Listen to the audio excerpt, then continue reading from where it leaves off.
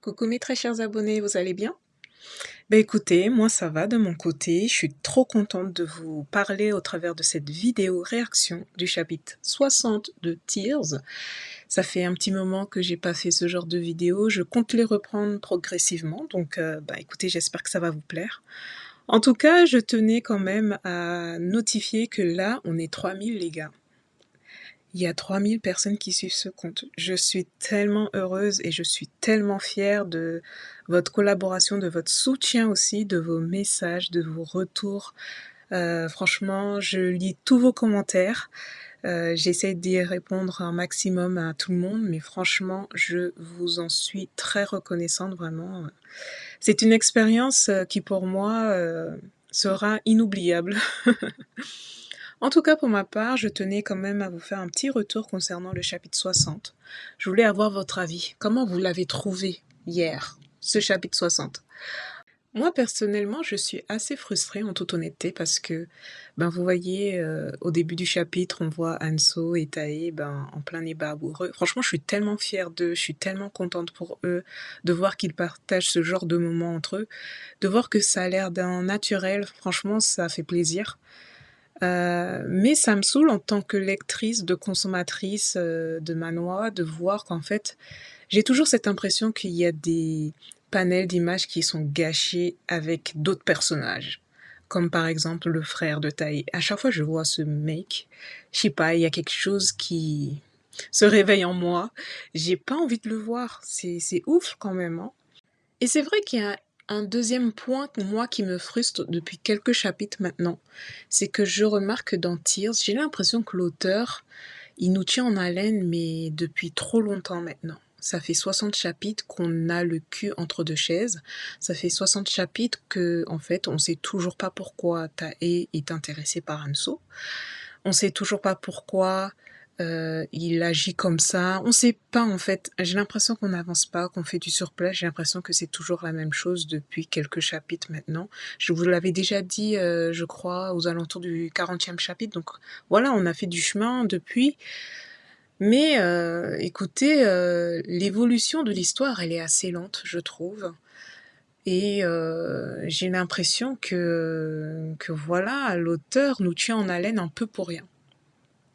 Donc je trouve ça un petit peu dommage en toute honnêteté. Par contre, je suis très très contente que Min Cheol enfin ait son retour de karma. Et encore, il ne l'a pas eu complètement parce que moi j'aurais voulu qu'il découvre Hanso en plein débat amoureux avec Tai. Franchement, là, ça aurait été fou. Mais un orgasme visuel de lire ce genre de moment-là, je pense que l'auteur nous réserve ce moment-là très prochainement. Mais là, on est au stade que de l'imaginaire. Donc là, Mincheo, il commence à avoir des doutes, il commence à avoir des... Voilà, il commence à ne plus se sentir en paix. Donc oui, là, ça te fait plaisir en tant que lecteur, lectrice. Mais voilà, mis à part ça, je vois pas forcément d'évolution très, très marquée par rapport au début de cette histoire. Effectivement, entre Tae et Hanso, ils partagent des moments intimes, mais leur relation n'a toujours pas bougé puisque on le remarque, on le lit dans ce chapitre encore une fois, quand Hanso remet la cravate de Tae, il y a Tae qui lui lance un pic en lui disant regarde, on ressemble à un couple marié, pardon. Et elle répond sèchement ben le jour où tu trouveras une femme qui ben sera bien pour toi, je t'encouragerai dans ce sens. Et en fait, c'est assez frustrant parce que j'ai l'impression que c'est redondant, que c'est la même chose depuis 60 chapitres. On connaît cette facette de Tae qui ben, se joue un petit peu de Hanso, qui met en place des mises en scène pour essayer de la rendre jalouse. Mais ok, mais on avance en fait. Hanso, elle a clairement l'attitude d'une femme qui est attachée à Tae, qui, je dirais pas amoureuse, mais voilà, ça se voit qu'elle est accro à lui, quoi. Elle lui dit clairement au début du chapitre, pourquoi tu te mets toujours dans ce genre de situation, un gars aussi gentil que toi, c'est trop mignon, le fait qu'elle dise ça, tu vois. Mais voilà, en fait, entre eux, ça n'a toujours pas évolué, on n'a pas Voilà, il n'y a pas d'évolution vraiment très marquée. Après, je comprends. Peut-être qu'elle est sur le retrait, peut-être qu'elle a peur de souffrir et qu'elle essaye de se... Comment on dit ça? Elle essaye de se raisonner en disant non, je tombe pas amoureuse de lui, je tombe pas amoureuse de lui. Mais en fait, elle a clairement l'attitude de quelqu'un qui... Voilà. Donc du coup, moi, c'est cette frustration que je note depuis quelques chapitres. Je trouve ça assez dommage alors que l'histoire, elle est juste magnifique. Et puis, il y a un troisième point aussi que je voulais vous parler, c'est que depuis quelque temps, il y a ce point que j'ai remarqué dans Tears, c'est que malheureusement, je trouve ça dommage aussi que les personnages se ressemblent tous. Par exemple, quand vous regardez la secrétaire de Tae, elle ressemble vachement à Hanso. Je trouve que c'est Hanso en fait, sauf qu'elle a des lunettes cette femme, c'est tout. Par exemple, vous vous souvenez, la fille qui avait fréquenté le même lycée que Tae et qui était amoureuse de lui, mais il ne lui avait jamais avoué ses sentiments. Pour moi, également, cette nana-là, c'est Hanso aussi. Je trouve que les personnages ont trop de ressemblances entre eux. Et du coup, c'est un peu dommage parce que parfois, ça nous arrive en tant que lecteur, lectrice, de se dire mais c'est qui? C'est qui ce personnage?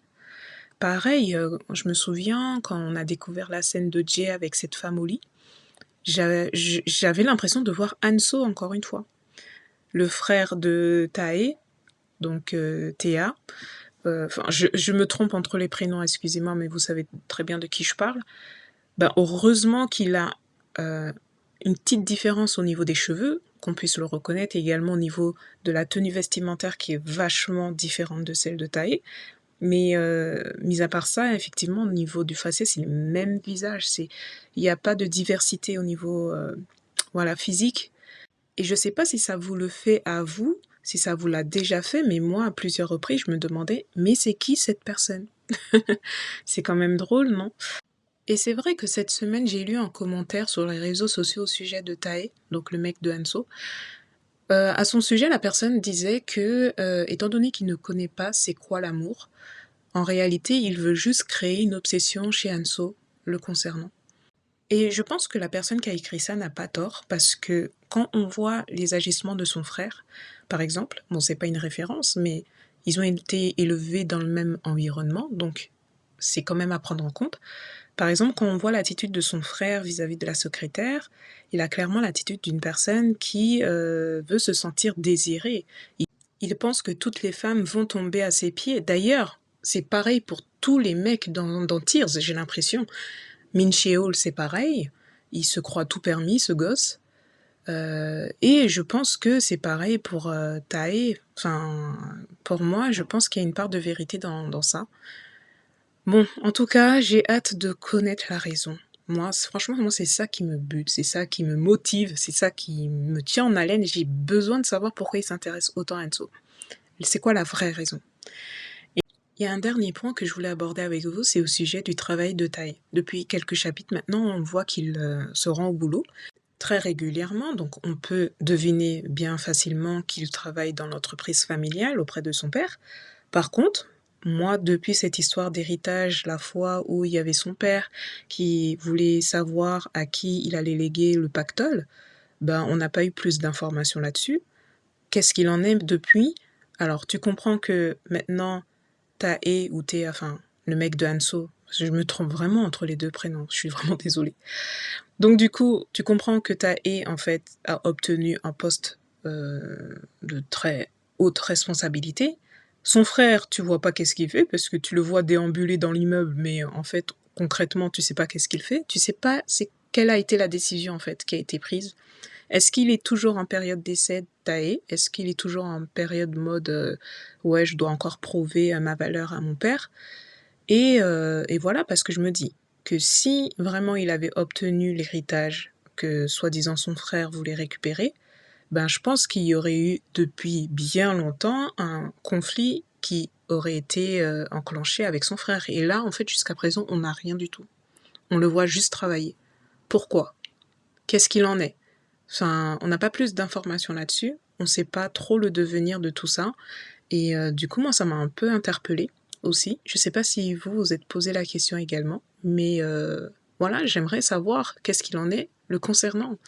Donc ça aussi, c'est une partie de l'histoire qui est encore sombre pour moi, et j'ai hâte d'avoir la conclusion de tout ça. Bon, bah écoutez, pour le coup, j'espère en tout cas que cette petite vidéo réaction vous aura fait plaisir. Moi, c'est toujours un plaisir de partager avec vous ben, ces vives émotions que je ressens à chaque fois. Et pour le coup, j'ai hâte également d'avoir vos retours en commentaire. Franchement, vous savez très bien que moi, ma partie préférée, c'est d'avoir vos retours, de vous lire et de vous répondre avec grand plaisir. Donc, sur ce, je vais vous laisser. Je vous fais de très très gros bisous. Je vous dis à la semaine prochaine pour un update de Tears et prenez soin de vous. Bye bye!